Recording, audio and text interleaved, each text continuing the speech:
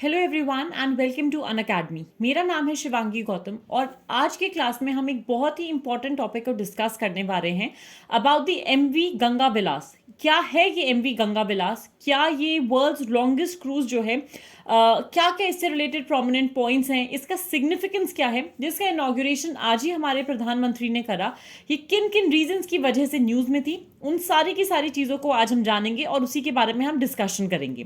अगर हम बात करें एमवी गंगा विलास की, तो आज 13 जनवरी को प्रधानमंत्री नरेंद्र मोदी जी ने वर्ल्ड का या दुनिया का जो सबसे लंबा नदी का क्रूज है उसका इनॉग्रेशन करा। और इसको इनॉग्रेशन करा था एक वीडियो कॉन्फ्रेंसिंग के थ्रू, और इसी के साथ साथ उन्होंने इनॉग्रेट करा था बनारस शहर में टेंट सिटी को। तो बनारस का एक टेंट सिटी क्या है और ये जो एमवी गंगा का जो क्रूज है, ये दोनों चीजें क्या है, दी एमवी गंगा विलास, इन दोनों ही चीजों का डिटेल डिस्कशन हम आज के क्लास में करेंगे। अगर हम बात करें एमवी गंगा विलास की, तो ये कितना लंबा डिस्टेंस कवर करेगा, कौन से मेजर शहरों से जाएगा, कितना इसका ड्यूरेशन होगा, आइए जानते हैं।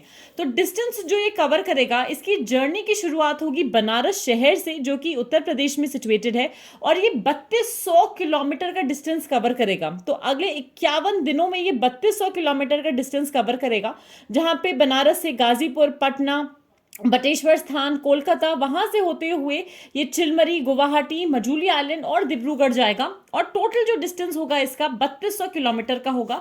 अलॉन्ग विद दैट थोड़ा सा पोर्शन ये ढाका का भी कवर करेगा, जहां पे बांग्लादेश को टच करते हुए 27 रिवर सिस्टम्स जो हैं या 27 नदी प्रणालियां जो हैं हिंदुस्तान की और बांग्लादेश की, उनको टच करेगा, उनके थ्रू क्रूज करेगा। 51 दिन यानी 51 डेज लंबा ये जो क्रूज है, टोटल लेंथ इसकी 3200 किलोमीटर्स की है।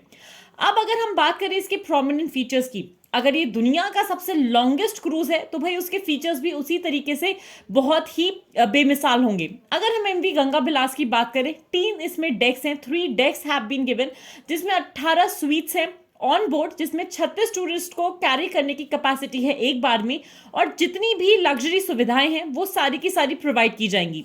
इसके मेडन वोयाज पे या जो पहली यात्रा है उसमें 32 यात्री हैं जो स्विट्जरलैंड से आए हैं, उन्होंने इसके लिए साइन अप करा था। और इस यात्रा का पूरा 51 दिनों का जो जर्नी है उसको कवर करेंगे। एमवी गंगा विलास का ये जो क्रूज है, इसको क्यूरेट किया गया है, जहां पे ये हमारे देश का जितना भी बेस्ट है, best in the terms of culture, best in the terms of nature, best in the terms of the diversity of India, हर एक चीज को दिखाएगा। अब अगर हम इस क्रूज की बात करें तो सवाल यह आता है कि क्या सिर्फ नदियों की प्रणालियों पर ही ये क्रूज 51 दिन तक घूमता रहेगा? जी नहीं, बिल्कुल भी ऐसा नहीं होगा। अलग अलग टूरिस्ट प्लेसेस को कवर करा जाएगा, जिसमें से अगर हम टूरिस्ट प्लेसेस की बात करें, कौन सी जगहों की ये टूरिस्ट प्लेसेस होंगी, हमारे पास होंगी वर्ल्ड हेरिटेज साइट्स, अलग अलग जगहों की जो हिंदुस्तान में और बांग्लादेश में प्रेजेंट है, नेशनल पार्क्स और रिवर घाट्स को भी इसमें कवर किया जाएगा। अलॉन्ग विद दैट जो भी प्रमुख शहर है, जैसे पटना घुमाया जाएगा जो बिहार में स्थित है, साहिबगंज झारखंड में, कोलकाता वेस्ट बंगाल से, Dhaka from Bangladesh and Guwahati from Assam. इन सारी ही जगहों का हिस्ट्री, कल्चर, फूड, यहाँ का रहन सहन कैसा है, यहाँ की डाइवर्सिटी, हिस्ट्री कैसी है, क्यों ये प्रोमिनेंट सिटीज हैं, इनकी इंपॉर्टेंस क्या है, और जितने भी बनारस में और इसी के साथ साथ गंगा और बांग्लादेश, रादर इंडिया और बांग्लादेश के रिवर सिस्टम्स के जो भी इंपॉर्टेंट घाट्स हैं, उनका भी एक टूरिस्ट प्रॉपर आप बोल सकते हो इस जगह को लाइक मुआयना करवाया जाएगा। अब अगर हम सिग्निफिकेंस पर आए, इतना पैसा, इतना बड़ा जगह, इतना टाइम, 51 दिन, पूरा का पूरा क्रूज 3200 किलोमीटर की लेंथ का जो कवर कर रहा है, किस चीज का हम अनुभव करवाना चाहते हैं टूरिस्ट को, क्या हमारा मेजर फोकस होगा? तो यहाँ पे ये जर्नी टूरिस्ट को एक अपॉर्चुनिटी देगा कि वो किस तरीके से एक एक्सपीरियंशियल वोयाज, एक अनुभवात्मक यात्रा कर सकते हैं, जहाँ पे वो आर्ट में, कल्चर में, हिस्ट्री में, स्पिरिचुअलिटी यानी कला, संस्कृति, इतिहास, और इसी के साथ साथ बांग्लादेश और हिंदुस्तान की जो आध्यात्मिकता है उसमें कैसे वो अपने आप को अच्छे से मेल कर सकते हैं। इसी के साथ साथ प्रधानमंत्री का एंडेवर है कि वो बढ़ावा दें या बूस्ट करें रिवर क्रूज टूरिज्म को, ताकि अभी तक का जो ये विशाल अप्रयुक्त क्षमता है, हम अगर भारत की बात करें, हमारे पास जितना ज्यादा ये अनटैप्ड रिवर वाटर पोटेंशियल है, इसको हम कैसे अनलॉक कर सकते हैं। हम बहुत सारी ऐसी न्यू एज सर्विसेज को हेरल्ड करना चाहते हैं, ताकि हम नदी क्रूज पर्यटन को, शुरुआत तो यहाँ से हो गई है from a pilot project with respect to this particular river and the distance which have been covered, इसको हम चाहते हैं कि बाकी के रिवर सिस्टम्स पे भी हम यूज कर पाए, एम्बार्क करा पाए, जहां पे हिंदुस्तान की diversity in terms of art, culture, history, spirituality हम शोकेस कर पाए। अगर हम बात करें इस क्रूज की, तो एक सबसे इंपॉर्टेंट पार्ट, और जो इनॉग्रेशन आज प्रधानमंत्री ने करा है, इसी के साथ साथ उन्होंने टेंट सिटी जो बनारस में है उसका भी इनॉग्रेशन करा है।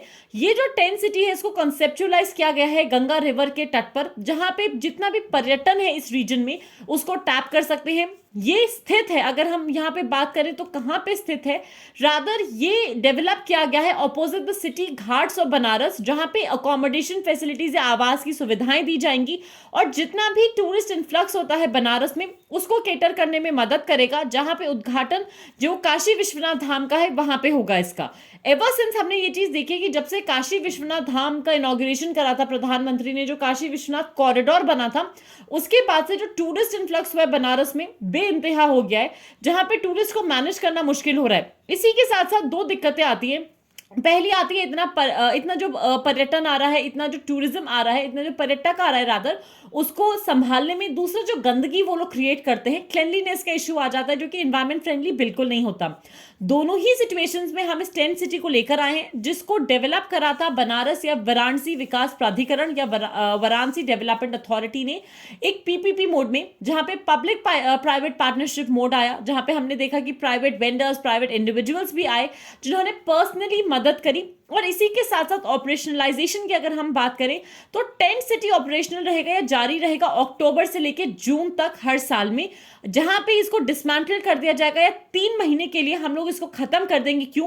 क्योंकि जब रेनी सीजन होता है ना जून के बाद, रादर जब हिंदुस्तान में नॉर्थ वेस्ट इंडिया जो हमारा जो साउथ वेस्ट मानसून विंड्स आता है, उसकी वजह से हमको जो मानसून देखना पड़ता है, जो 3 महीने में rather during the rainy season river water का जो लेवल है वो बढ़ जाता है, यानी कि जो नदी का जल स्तर है उसमें वृद्धि हो जाती है, और ये सेफ नहीं रहेगा। तो टूरिस्ट की सेफ्टी को मद्देनजर रखते हुए 3 महीने के लिए यहाँ से टेंट्स को डिसमेंटल कर दिया जाएगा, और फिर उसके बाद इसको फिर से रिक्रिएट किया जाएगा।